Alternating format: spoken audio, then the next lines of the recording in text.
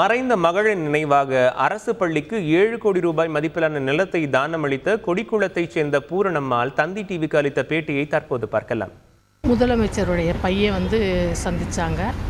நீங்கள் உங்களுக்கு என்ன கோரிக்கைன்னு கேட்டாங்க. என்னுடைய மகளுடைய நான் இடம் கொடுத்ததில் பள்ளி கட்டணும், பள்ளிக்கூடம் கட்டி அதில் கட்டடம் கட்டி என்னுடைய பொண்ணுடைய பெயர் நினைவாக வைக்கணும், சிலை வைக்கணும் அப்படின்றத நான் வேண்டுகோளாக வச்சுருக்கேன் சார்.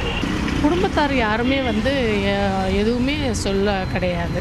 இந்த மாதிரி கொடுக்குறதுக்கான நீ ஏன் கொடுக்குற அந்த மாதிரி இது யாரும் எந்த இதுவும் பண்ணலை. குடும்பத்தாரோட ஒத்துழைப்போடு தான் நான் மனநிறைவோடு தான் அப்பா எனக்கு சீதனமாக கொடுத்ததை நான் என் பொண்ணு பேரில் இப்போ நான் பண்ணி வச்சுருக்கிறேன். அவர்களால் முடிஞ்ச உதவியை பொருளால் உடல் உழைப்பாலோ செய்யணும். இளைய சமுதாயம் நம்ம அந்த வல்லரசு ஆகணுன்ற போது இளைய சமுதாயம் இதை ஒரு முடிஞ்சதை செய்யணுன்றத என்னுடைய வேண்டுகோள். செய்திகளை உடனுக்குடன் தெரிந்து கொள்ள உடனே சப்ஸ்கிரைப் பண்ணுங்க.